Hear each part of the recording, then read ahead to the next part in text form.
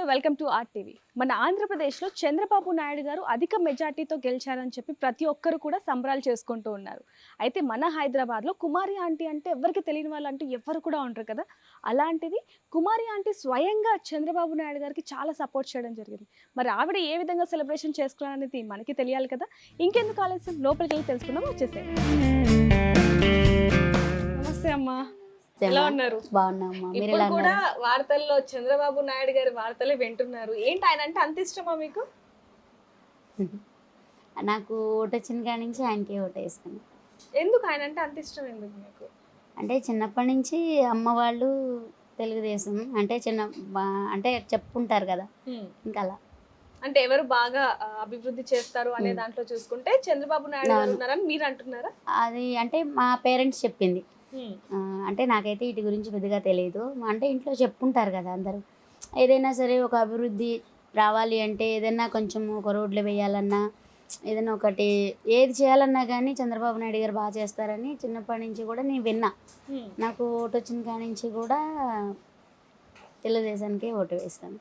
అయితే ఇన్ని రోజులు మీరు సపోర్ట్ చేయడం వేరు, ఇప్పుడు సపోర్ట్ చేయడం వేరు. ఎందుకంటే ఇప్పుడు మీకు ఒక ఫేమ్ వచ్చింది. సో ఓట్ల ఎలక్షన్స్ కోసం మీరు ఊరెళ్ళి సొంత మీ ఊర్లో ఎవరైతే పాల్గొంటున్నారో వాళ్ళకి సపోర్ట్ చేయడం ఇదంతా కూడా ప్రతి ఒక్కరు చూశారు. అంటే కుమారి ఆంటీ అంటే వంటలు చేసుకునే ఆవిడ అన్నట్టు కాకుండా ఇంత నాలెడ్జ్ ఉందా పొలిటికల్లో అంటున్నారు. దాని గురించి మీరేమంటారు? అంటే ఏ విధంగా? అసలు మీకు జోక్ చెప్పనా, అసలు వీటి గురించి నాకు అసలు ఏమీ తెలీదు. కాకపోతే నిజంగా తెలీదు. కావాలంటే మా వారిని అడగండి. మా వారు అయితే ఏమన్నారంటే, అంటే ఆయన ఎక్కువ లేచింది మొదలు పడుకునేదాకా ఇవే చూస్తారు అన్నీ కూడా, వార్తలు ఇవన్నీ ఆయన చూస్తూ ఉంటే నేను వింటూ ఉంటుంటేనే ఆయన ఇంక అప్పుడు అన్నారు, నువ్వేనా మాట్లాడింది అని. అదేంటంటే తెలియాల్సిన అవసరం లేదు, విన్నా చాలు, అది చూస్తేనే ఇదని కాదు. సో పవన్ కళ్యాణ్ గారు అంటే బాగా ఇష్టం, అని చెప్పచ్చా, మామూలుగా కాదు. ఆయన మాటలు వింటేనే అదొక ధైర్యం. ఆ ధైర్యం ఎక్కడి నుంచి వస్తుందో తెలియదు అసలు. ఆయన మాటలు వింటుంటేనే ధైర్యం అనేది బాగా వస్తుంది. ఆవిడొకరు, మళ్ళీ రమ్య గారు. అంటే ఇదివరకు నాకు తెలీదు, ఇప్పుడు మాత్రము చూస్తున్నాను.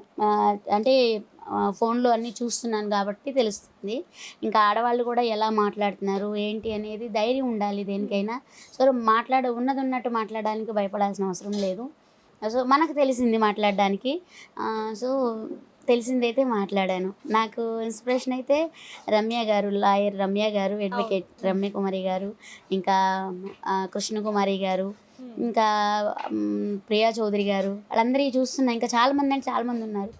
సో ఏదైనా ఒక ప్రాబ్లం వచ్చినప్పుడు దాన్ని ఎలా ఇదనేది చెప్పి ఇది చేస్తున్నారు. ఇది నిజంగా ఆడవాళ్ళకి స్ఫూర్తి. వాళ్ళు ఏదైనా సరే ఉన్నది ఉన్నట్టు మాట్లాడడానికి ఒకరికి భయపడాల్సిన అవసరం లేదు.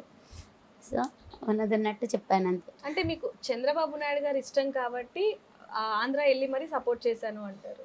అంటే ఆంధ్రానే, మాది ఆంధ్రానే, పెద్దరికిపాడు మాది, గుడివాడ. ఓట్ల అన్నీ మాకు అక్కడే ఉన్నాయి అన్నీ కూడా. అంటే చాలా మంది నార్మల్గా బయట ఇవ్వండి అంటేనే ఇవ్వడానికి భయపడుతూ ఉంటారు. అంటే అటు సైడ్ వాళ్ళు, వైసీపీ వాళ్ళు మమ్మల్ని ఏమన్నా అంటారేమో అని చెప్పి చాలా మంది భయపడుతూ ఉంటారు. కానీ మీరు అంత ధైర్యంగా కెమెరా ముందుకు వచ్చి చంద్రబాబు నాయుడు గారికి అంత సపోర్ట్ చేయడం వెనకాల ఏంటి అంత ధైర్యం? అంటే వీళ్ళే అంటారా లేకపోతే? అంటే మా వాళ్ళు కొంతమంది అన్నారు, అంటే తర్వాత కోప్పడినా కానీ అదే చెప్పాను కదా, భయపడితే ఎక్కడది అక్కడే ఉంటుంది. ఒక మాట చెప్పాలంటే పల్లెలు బాగుంటాయి, పట్టణాలు బాగుంటాయి, అభివృద్ధి బాగుంటుంది. కానీ మరి అభివృద్ధి అనేది లేకుండా ఎవరైనా సరే, ఇప్పుడు నేనే కాదు నాకులాగా చాలామంది వచ్చేస్తున్నారు ఊరంతా. అదేంటంటే ఇప్పుడు వెళ్ళి చూడండి ఎలా ఉందో, ఇదివరకు కళకళలాడుతూ ఉండేది. మా పెళ్ళైన కొత్తలో వెలిగిపోయాడంటే అసలు అంతా గుమ్మాల ముందు ఒకళ్ళని, ఇప్పుడు ఒక ఊరు అంటే పొట్టతిప్పల కోసం. మరి ఏదైనా ఒక పరిశ్రమ లేదు, ఏదైనా ఒక జాబులు చేసుకోవాలన్నా, ఒక ఇది చేసుకోవాలన్నా ఏది లేదు. వ్యవసాయం చేసేవాళ్ళు కూడా ఇప్పుడు మా నాన్నగారు వ్యవసాయం చేసేవారు. వ్యవసాయంలో కూడా అన్నీ అంటే దానికి ప్రభుత్వం కూడా ఏం చేయలేదు. కానీ వానదేవుడు వచ్చి మొత్తం పంట నాశనం చేసేస్తున్నాడు. ఇప్పుడు కౌలుకు చేసుకునే వాళ్ళం కౌలు కట్టాల్సిందే కదా. అలా రైతు కూడా ఎన్నో బాధలు పడుతున్నారు. అలా అని ఆటో డ్రైవర్లు కానివ్వండి, ఎవరైనా సరే. ఇప్పుడు పబ్లిక్ ఉంటేనే కదా ఆటో డ్రైవర్లకైనా ఎక్కితేనే కదా బయటికి ఏదైనా ఏదైనా వెళ్తేనే కదా వాళ్ళకైనా కిరాయిలు వచ్చేది, వాళ్ళ బ్రతుకు వెళ్ళేది. అలా అసలు రోజు రోజుకి ఇంకా తగ్గిపోతూ ఉంది. నిజంగా విజయవాడ నుంచి పునాదిపాడు నుంచి గుడివాడ వెళ్ళాలంటే ప్రాణాలు అరచేతులు పెట్టుకుని వెళ్ళాల్సి వస్తుంది. విజయవాడ టు ఇది పునాదిపాడు నుంచి గుడివాడ వెళ్ళాలంటే ప్రాణాలు అరచేతులు పెట్టుకుని వెళ్ళాల్సి వస్తుంది. రోడ్లు చూసారా? మళ్ళీ పామర్ నుంచి కూడా ఇటు రోడ్డు వేశారు, అటు అంతే. ఎలమర్ నుంచి వెళ్ళేది అది అంతే రోడ్లు. ఒక్క రోడ్డు కూడా సరిగా లేదు. అంటే ఇన్ని సంవత్సరాల్లో సీఎంగా జగన్ గారు ఉన్నారు. జగన్ గారు అసలు ఎలాంటి అభివృద్ధి చేయలేదంటారు? అంటే ఆయన పథకాలు ఇచ్చారు, ఇవ్వలేదని అనట్లేదు. ఆయన మంచి ఆయనే, మంచి చెడైనైతే నేను అనట్లేదు, మంచి ఆయనే. కానీ ఆ పథకాలు ఎంతవరకు అందరికీ చేరినాయి అందరికీ తెలియదు కదా. ఇప్పుడు ఆ పథకాల వల్ల ఎవరికి ఉపయోగం లేదు. అంటే పొందిన వాళ్ళకే పొందుతారు. అంటే ఇప్పుడు మీది కూడా ఆంధ్రానే కాబట్టి మీకేమన్నా అందాయా? మాకేమన్నా అందాయంటే అదే నేను చెప్పాను కదా, ఇలాగే ఇటు వచ్చినప్పుడు మీకు ఏం ఆస్తి ఉందనంటే ఇప్పటికైనా అదే మాట చెప్తాను. నా పేరు మీద ఆస్తులంటూ ఏమీ లేవు. అది మన చంద్రబాబు నాయుడు గారి హయాంలోనే ఆ ఇల్లు అనేది నాకు వచ్చింది. అయితే ఇప్పుడు వచ్చిందైతే ఇచ్చిందైతే ఆయన అప్పుడు వచ్చుంటే ఇప్పటికి అప్పుడే వచ్చాయి. సో ఇప్పుడు ఈయన మొన్న నవంబర్లో ఇచ్చారు మాకు, లాస్ట్ ఇయర్ నవంబర్లో ఇచ్చారు మాకు. జగన్ గారు ఇచ్చారు. ఆయన హయాంలో వచ్చింది కాబట్టి జగన్ గారు ఇచ్చిన ఇల్లు ఒకటి ఉందని అయితే నేను చెప్పాను. ఆయన మంచి ఆయన, చెడు ఆయన అయితే నేను అనట్లేదు. కానీ వచ్చింది, ఇల్లు వచ్చిందని అయితే నేను చెప్పాను. మరి ఇప్పుడు అంటే జగన్ గారి వల్ల మీకు ఒక ఇల్లు వచ్చింది, మరి ఆయనకి ఎందుకు సపోర్ట్ చేయలేదు, ఆయనకి ఎందుకు ఓటేయలేదు? అంటే ఇల్లు వచ్చింది అని అంటే వచ్చింది, దానికి వాటర్ సరిగా లేవు, ఉండడానికి వాటర్ సరిగ్గా లేవు. ఇప్పుడు మా మరిది వాళ్ళు కూడా వచ్చేసారు, అక్కడ నుంచి వచ్చేసారు. ఇంకా చాలా మంది ఇళ్ళు ఇచ్చారు కానీ వెళ్ళడానికి తగిన వసతులు లేవు అక్కడ. ఇల్లు ఇవ్వగానే సరికాదు కదా, దానికి డ్రైనేజీ ప్రాబ్లం ఉంటుంది, వాటర్ ప్రాబ్లం ఉంటుంది, అన్నీ. అవి మళ్ళీ 4 ఫ్లోర్లు ఎక్కాలంటే ఎవరైనా ఎలా ఎక్కుతారు? ఇప్పుడు నాకు దగ్గర దగ్గర 40 years వచ్చేసింది, ఆస్తమా ఉంది. నేను పైకి ఎక్కాలంటే ఎక్కగలనా? ఎక్కలేను. ఒక లిఫ్ట్ లేదు, ఏం లేదు. ఇప్పుడు అంత పైకి ఎక్కి దాంట్లో వచ్చింది కానీ దాంట్లో ఎలా ఉండగలమా? లిఫ్ట్ లేకుండా ఏది కావాలన్నా కిందకి రావాలి. అన్ని మెట్లు ఎక్కి అన్ని ఇదంటే చేయగలుగుతామా? ఇప్పుడు నేనే కాదు, నాకులాగా చాలామంది సఫర్ అవుతున్నారు. పోనీ ఇండిపెండెంట్ హౌస్ ఎవరిది వారికి అలా ఇచ్చినా బాగుండేది. ఇచ్చారు, ఇచ్చిందన్న సంతోషం లేకుండా పోయింది కదా. అంటే ఇప్పుడు మీది ఒక హోటల్ ఉంది, అదే ఫుడ్ బిజినెస్ ఒకటి ఉంది, అక్కడికి చాలా మంది వచ్చి ఫుడ్ తింటూ ఉంటారు. మరి ఎవరైనా వచ్చి చెప్పారా మీకు మీరు చంద్రబాబు నాయుడు గారికి సపోర్ట్ చేస్తున్నారు, వైసీపీ వాళ్ళు ఏమైనా అంటారు అని చెప్పి కానీ, లేకపోతే మీరు బాగా చేస్తున్నారు అని ఎవరైనా వచ్చి చెప్పారా? లేకపోతే వీళ్ళే గెలవాలి, చంద్రబాబు నాయుడు గారికి సపోర్ట్ చేయండి, లేకపోతే జగన్ గారికి సపోర్ట్ చేయండి అని ఎవరైనా అన్నారా మీతో? అంటే మీరు అలా కొంతమంది అన్నారు, మీరు అలా కరెక్ట్ కాదు, మీరు వైసీపీలో ఇల్లు పొంది మీరు వచ్చారని చెప్పి మళ్ళీ మీరు అలా ఇది చేయడం కరెక్ట్ కాదు అని అంటే, నేను అంటే వ్యతిరేకమని కాదు, నేను ఎవరు మంచి చేసినప్పుడు మన రాజశేఖర్ రెడ్డి గారు ఉన్నారు, వైఎస్ రాజశేఖర్ రెడ్డి గారు, ఆయన చాలా అంటే చాలా మంచి పనులు చేశారు. ఆయన ఉంటే డెఫినెట్గా ఆయన వచ్చేవారు, ఆయన మంచి పనులు చేశారు. అంటే ఈసారి ఒక ఛాన్స్ ఇచ్చి చూద్దాం అని ఎవరికైనా అనిపిస్తుంది కదా. అదేవిధంగా జగన్మోహన్ రెడ్డి గారికి కూడా ఒక ఛాన్స్ ఇవ్వడం జరిగింది. ఇప్పుడు ఆయన చేశారు కానీ అది ఉపయోగం లేకుండా పోయింది. అది ఉపయోగం అనేది ఏంటంటే నా ఉద్దేశం ప్రకారం అయితే ఇప్పుడు లేని వాళ్ళకి ఇచ్చారు, ఏది పథకాలని అవని ఇవని ఇచ్చారు. దానివల్ల అంటే నా ఒపీనియన్, ఇప్పుడు ఎందుకంటే ఏమీ చదువు సంధ్య లేని ఒక సాధారణ మహిళను నేను. సో వీటి గురించి నాకు తెలియకపోయినా కానీ నేను, ఎందుకంటే మా వాళ్ళు కొంతమంది చెప్పారు, నీకు అవసరమా అవన్నీ అని చెప్పి అందరూ ప్రతి ఒక్కరూ కూడా ఇప్పుడు నిజంగా రాజకీయాల్లోకి రావాలంటే ప్రాణాల మీద ఆశలన్నీ వదిలేసుకుని రాజకీయాల్లోకి రావాలి ఏ వ్యక్తి అయినా సరే. అది మొట్టమొదటి వ్యక్తి పవన్ కళ్యాణ్ గారు. ఇప్పుడు నేను అదే అందాం అనుకున్నాను, పవన్ కళ్యాణ్ గారు ఆంధ్రప్రదేశ్లో అభివృద్ధి రావాలి అంటే చంద్రబాబు నాయుడు గారు రావాలి అని ఇందాక మీరు అన్నారు. అయితే మరి పవన్ కళ్యాణ్ గారికి కూడా మీరు పెద్ద ఫ్యాన్, అంటే ఇద్దరు కలిశారు అని చెప్పి మీరు సపోర్ట్ చేయడం జరిగిందా లేకపోతే ఏంటి? అది కూటమి మంచికి మంచి తోడు. ఇప్పుడు అందరూ కలిసి చేస్తే ఇప్పుడు అలా అని ఒకటే అనట్లా, వైఎస్ఆర్ జగన్మోహన్ రెడ్డి గారు కూడా కలవచ్చు, హ్యాపీగా కలవచ్చు. అందరూ కలిసి ఉంటే కలదు సుఖం, కలిసి చేసుకుంటే. నేను అనేది ఏంటంటే ఇప్పుడు నువ్వు ఒకటి అన్నావని నేను ఒకటి అన్నానని నువ్వు అలా వద్దు. ఇప్పుడు మన అభివృద్ధి అనేది అసలు ఎక్కడి నుంచి ఎక్కడికి ఉంది, అసలు యువతరం వస్తున్నారంటే చదువులు ఎంతోమంది ఉద్యోగాలు లేక ఎంతమంది బాధపడుతున్నారు. ఎన్ని చదువులు చదువుకున్నా నా ఉద్దేశం ఏంటంటే, నా ఒపీనియన్ ఏంటంటే, ఏ ప్రభుత్వం అయినా సరే ఒకళ్ళ ఎక్కువనని ఒకళ్ళ తక్కువనని కాదు. సో ఎవరికి ఉండే అభిమానం వాళ్ళకు ఉంటుంది.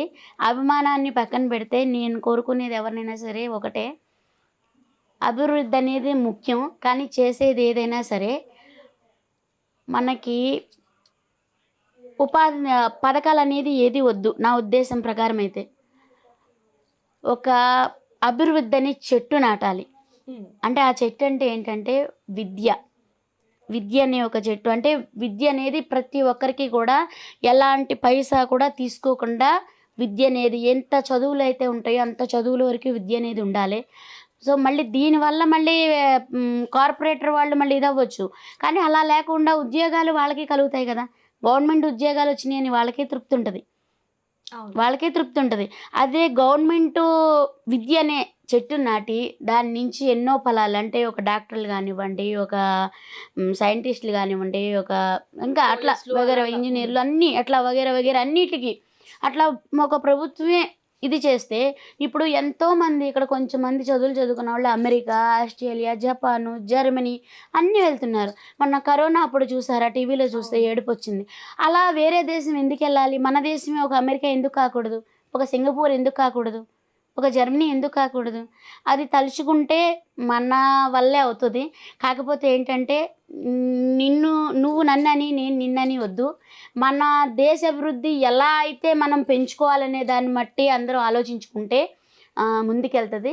సో ఒకళ్ళ మీద ఒకళ్ళు నిందలు వేసుకోవద్దు, మాట్లాడుకోవద్దు. దీన్ని మళ్ళీ అలా అనుకుని టైం వేస్ట్ చేసుకోవద్దు. ఇప్పుడు నేను ఏమీ చదువు సంజ లేని దాన్ని, నాకు అవగాహన ఇంత వచ్చిందంటే, మీరు ఎంతో పెద్ద పెద్ద చదువులు చదువుకున్న వాళ్ళు, ఎంతో మేధావులు ఉన్నారు. మీరు ఇంకా ఆలోచిస్తే ఇంకా ఈ దేశాన్ని ఎంతో మంచి బంగారు బాటగా తీర్చిదిద్దే టాలెంట్ మీ అందరిలో ఉంది. సో నేను చేతులు జోడించేది ఒకటే కోరుకుంటున్నాను. యువత చాలా ప్రాబ్లమ్స్లో ఉన్నారు. ప్రతి ఒక్కరూ కూడా ఈ ప్రాబ్లమ్స్ని ఎలా సాల్వ్ చేయాలి అనే దాని మీద అడుగులు ముందుకు వేసి, సో సమన్వయం పాటించాలి అందరూ కూడా. ఇప్పుడు ఒకళ్ళు అన్నారని మనం అంటే వాళ్ళకి మనకి తేడా ఉండదు. సో నా అడ్వైస్ అయితే ఇది, ఒకరికొకరు సపోర్ట్ చేసుకుని నేను ఎలా డెవలప్ చేసుకోవాలి అనే దాని మీదే ఆలోచన పెట్టి చేయాలని అయితే నా ఉద్దేశం. రిజల్ట్ రాకముందు వరకు కూడా చాలా మంది వైసీపీఏ గెలుస్తుందని చెప్పి చాలా వరకు బెట్టింగ్లు కాశారు. మరి మీరు అనుకున్నారా ఖచ్చితంగా జగన్ గారే గెలుస్తారు, కూటమి గెలుస్తుంది, అధికారంలోకి వస్తుందని చెప్పి? అంటే ఇప్పుడు మామూలుగా అనుకుంటారు కదా వీళ్ళందరూ, ఇంట్లో కూడా మా వాళ్ళందరూ కూడా మామూలుగా అనుకుంటారు. ఇల్లే కాదు, మళ్ళీ మామూలుగా బయటికి మేము ఎక్కడికైనా వెళ్ళినా హోటల్ కాడ కూడా కూర్చుని కూడా చాలా మంది మాట్లాడుకుంటారు. హోటల్ దగ్గర కూడా ఇసుక రాలేదు, పన్నులు లేవు, అవి లేవు అంటే పబ్లిక్ అనేది డిస్కషన్ చేసుకుంటారు. ఇప్పుడు ఒక దగ్గర నలుగురు నుంచి ఉంటే ఖచ్చితంగా ఏదో ఒక టాపిక్ వస్తుంది కదా. ఇప్పుడు అలా కూడా నేను చాలా విన్నాను. సో ఏదేమైనా కానీ ఎవరికి వారే కూడా, ఇప్పుడు నేను మాట్లాడాను, నా గురించి రేపు పొద్దున్న ఎన్ని వస్తాయో కూడా నాకు తెలీదు. సో అన్నీ ఫేస్ చేస్తేనే మాట్లాడగలగాలి, బయటికి రావాలి. సో నేను నా దేశం అభివృద్ధి కోసం 4 మాటలైనా పడతాను, 4 తిట్లైనా తింటాను అంటారు. అంతే కదా. సో ఎంతోమంది తెలివితేటలు ఉన్న వాళ్ళు ఉన్నారు, మేధావులు ఉన్నారు. నా అడ్వైస్ అయితే అవసరం లేదు నాకు తెలిసి. కాకపోతే మీరు అడిగారు కాబట్టి, అంత దూరం నుంచి నా కోసం వచ్చి మీరు ఏంటి అని అడిగారు కాబట్టి నా అభిప్రాయం అయితే చెప్పాను. సో కానీ ఏదున్నా సరే పబ్లిక్కి కూడా నా ఉద్దేశం ఏంటంటే, ఇప్పుడు నువ్వు తినేసావు అనేది కూడా లేకోకుండా, గవర్నమెంట్ ఏది చేసాను ఇప్పుడు అప్పుల్లో ఉందంటున్నారు చాలామంది. ఇంత తప్పు ఎందుకు అంత తప్పు ఎందుకు అంటున్నారు. ఆడి గొడవలు అయితే నాకు తెలియదు, అయితే మాట్లాడుకుంటున్నారు కానీ ఆడి గొడవ అయితే నాకు తెలియదు. హోటల్ కూడా మాట్లాడుకుంటారు. ఆ అప్పు ఎందుకు అయిందో మరి మనకి అందరికీ తెలియదు కదా. ఏది చేసినా కానీ ఏదైనా సరే పబ్లిక్ అంతా తెలిసేటట్టు చేస్తే ఎలాంటి ప్రాబ్లమ్స్ ఉండదు. ఇప్పుడు ఒక ఇల్లు ఉంది, ఇప్పుడు మన ఇంట్లో ఏదైనా ఒక సమస్య వచ్చిందంటే, ఇప్పుడు భార్య, భర్త, పిల్లలు నలుగురం కలిసి ఒక డెసిషన్ తీసుకుని దీన్ని ఎలా చేద్దాము, దీన్ని ఎలా ముందుకు తీసుకెళ్దాము అని మనం ఒక ఫ్యామిలీ కూర్చుని ఆలోచించుకుంటాం. ఏదైనా అప్పు ఉన్నా కానీ ఏ సమస్య ఉన్నా కానీ నలుగురం కలిసి డిస్కషన్ చేసుకుని దాన్ని ప్రాబ్లమ్ సాల్వ్ చేసుకుంటాం. అదేవిధంగా ఇది మన దేశం, ఇది మన కుటుంబం. సార్ ఎవరి కుటుంబం వాళ్ళదే, కానీ మన దేశం భారతదేశం అంతా కలిపితేనే ఒక కుటుంబం కదా. ఆ కుటుంబం అనేది మంచిగా ఉంటేనే కదా ఇంకొక స్టేట్లో మన ఆంధ్రప్రదేశ్ కదా అని గొప్పగా చెప్పుకుంటారు. ఆ గొప్పగా చెప్పుకోవాలి అంటే అది ఒక్కరి వల్ల అయ్యేది సాధ్యం కాదు. ఒక మంచి మనిషి ముందు అడుగు వేశారు.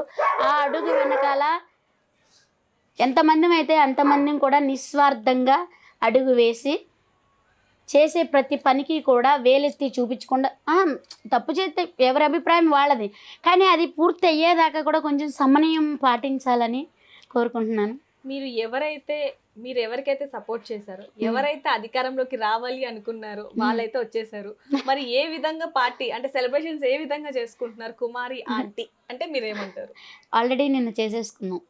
ఎలా? మా ఇంట్లో కలాకాని స్వీట్ అంటే బాగా ఇష్టం. నిన్న కలాకాని స్వీట్ తెచ్చుకున్నాము. మేము తినేది కాకుండా వాడకట్ట అందరికీ పెట్టాము. మళ్ళీ నాకు చేపలంటే ఇష్టం అని చెప్పి మళ్ళీ మా అక్క చేపలు తెచ్చింది, ఒక 5 కిలోల చేపలు తెచ్చింది. సో అక్క వాళ్ళ ఇంట్లో వంట చేసింది. రోజు నువ్వు వంట కదా, నువ్వు సంతోషంలోనో నేను వండి పెడతాను నీకు అని చెప్పి నిన్న మా అక్క వాళ్ళ ఇంట్లో వండి ఇంకా అందరం కలిపి నిన్న సెలబ్రేషన్ మీ చేసుకున్నాం. ఫేస్ లో అర్థమైపోతుంది అసలు ఎలా సెలబ్రేట్ చేసుకున్నారు ఏంటని. అంటే ఇప్పటికి కూడా ఆనందం అనేది అలానే ఉంది. ఆయన గెలిచారు, ఇంకా పార్టీ చేసుకుంటున్నాము అనే మూడ్లోనే ఉంది మీ ఫేస్ కూడా. మరి ప్రతి ఒక్కరికి ఉన్న అనుమానం ఏంటంటే ఫేమ్ అయిన వాళ్ళు ఖచ్చితంగా పొలిటికల్లోకి వస్తున్నారు. మరి కుమారి ఆంటీ గారు ఎందుకు పొలిటికల్లోకి రాలేదు అంటే మీరు నాకు వాటి గురించి నాకు తెలీదు. ఇప్పుడు తెలిసింది ఏదన్నా మాట్లాడినా అదేంటంటే దేనికైనా చదువు కావాలి. మెయిన్ ఇది చేయాలన్నా చదువు కావాలి. చదువు లేనిది ఏది లేదు. అంత టాలెంటు నా దగ్గర లేదు. ఏంటంటే ఒక కుటుంబాన్ని ఎలా రన్ చేయాలి, నా కుటుంబానికి నేను ఆలనా పాలన పొద్దున్నే లేచి నా భర్తకి ఏం కావాలో నేను చూసుకున్నానా, నా పిల్లలకి టైంకి నేను అందించానా లేదా, నా పిల్లల ఇదేంటి అన్న పరిధి వరకే నా ఆలోచన విధానం. ఏదైనా సరే లేచింది మొదలు పడుకునేదాకా కూడా వాళ్ళ గురించి, నా అత్తమామలు ఎలా ఉండాలి, నా అత్తమామల ఆరోగ్యం మంచిగా చూసుకున్నానా లేదా, ఇంతవరకే నా ప్లానింగ్ కానీ నా దినచర్య కానీ ఉంటుంది. కాకపోతే ఫస్ట్ టైం అది ఏంటంటే అనుకోకుండా వెళ్ళాను, అప్పుడే వెళ్ళాను నేను. నన్నైతే ఎవ్వరూ పిలవలేదు, ఎవ్వరూ ఫోర్స్ చేయలేదు, ఇది లేదు. స్వచ్ఛందంగా మా బాబు ఇంకా రాలేకపోయాడు. మా బాబు కూడా అమ్మ నేను వచ్చేవాడిని అని చెప్పన్నాడు. ఇంకా బాబు ఏమో అంటే అప్పుడే వచ్చాము, అప్పుడే వస్తున్నారు. ఇంకా అందరూ వాడకట్టు వాళ్ళందరూ కూడా రా రా రా అని చెప్పి తీసుకెళ్ళారు.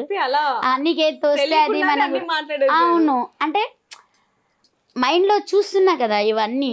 ఇంకా అది వార్తలు వింటున్నారు చూస్తున్నారు కాబట్టి అలా మాట్లాడేశారు అంతే. అయితే ఇక్కడ మన తెలంగాణలో రేవంత్ రెడ్డి గారు తీసుకొచ్చిన 6 గ్యారెంటీల్లో మహిళలకి ఉచిత బస్సు ప్రయాణం అనేది ఒకటి తీసుకొచ్చారు, అది మీకు తెలిసిందే. అయితే ఆంధ్రప్రదేశ్లో కూడా ఇలాంటి ఒకటి తీసుకురాబోతున్నారు చంద్రబాబు నాయుడు గారు. దాని గురించి మీరు ఏమంటారు? అంటే ఇక్కడ ఎంత ఇబ్బంది పడుతున్నాం అనేది మీరు రోజు చాలా మంది చూస్తున్నారు, మీరు కూడా చూస్తున్నారు. మరి అది పెట్టడం ఎంతవరకు కరెక్ట్ అంటారు? సగం కరెక్ట్ సగం రాంగ్. అంటే ఇప్పుడు ఆల్రెడీ ఆంధ్రప్రదేశ్ అనేది లాస్లో ఉంది బడ్జెట్లో, మరి పెట్టడం ఎంతవరకు కరెక్ట్ అంటారు? అదే నేను అంటున్నాను కదా, ఇప్పుడు ఎవరి ఉద్దేశం వాళ్ళది.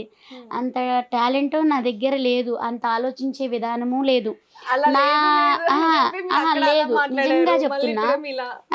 నిజంగా చెప్తున్నా నాకు వీటి గురించి అయితే నిజంగా తెలియదు ప్రామిస్గా. కాకపోతే ఏంటంటే ఒక్క ఊరు బాగుండాలంటే ఊరిలో ఒక్కరి వల్ల అవ్వదు, ఊరంతా కలిస్తేనే అవుతుంది. ఊరు బాగుంటే ఎక్కడో చాటున గుప్పుడు ఒకైనా దొరుకుతుంది, ఆ పూట ముద్దైనా వెళ్ళొద్ది శాంతం వస్తు పడుకోకుండా. నా ఇదైతే అది ఆ ఉద్దేశంతో ఏ ఊరికి ఆ ఊరే, ఏ ఊరికి ఆ ఊరే. ఎవరు ఎక్కడ ఎంత దూరాలన ఉన్నా, ఎంత ఇది ఉన్నా, పుట్టిన ఊరు, పుట్టిన ప్రదేశము, మనం పెరిగిన జ్ఞాపకాలు అన్నీ అక్కడనే ఉంటాయి కదా. అక్కడికి వెళ్ళినప్పుడు నేను చిన్నపిల్లప్పుడు నా పిల్లలకి అలా చెప్తుంటే మా పిల్లలు నన్ను అలాగే చూస్తారు. ఆ ఫీల్ అనేది ఇంకెక్కడ దొరకదు కదా. మరి మనం పుట్టిన ఊరు బాగుంటేనే కదా మనకి మనసు తృప్తి అనేది ఉంటుంది. సో ఆ ఉద్దేశంతో నేను మాట్లాడాను. మొత్తానికైతే ఆంధ్రప్రదేశ్లో చంద్రబాబు నాయుడు గారు గెలిచారని చెప్పి మీరు చాలా బాగా పార్టీ చేసేసుకున్నారు. చూసారు కదండి మన కుమారి ఆంటీ ఏ విధంగా సెలబ్రేషన్ చేసుకున్నారు ఏంటి అనేది. ఇంకెందుకు ఆలస్యం, మీరు కూడా ఏ విధంగా సెలబ్రేషన్ చేసుకున్నారు అనేది కింద కామెంట్ చేయండి. జై జనసేన, జై తెలుగుదేశం, జై బీజేపీ. కంగ్రాచులేషన్స్ అందరికీ కూడా.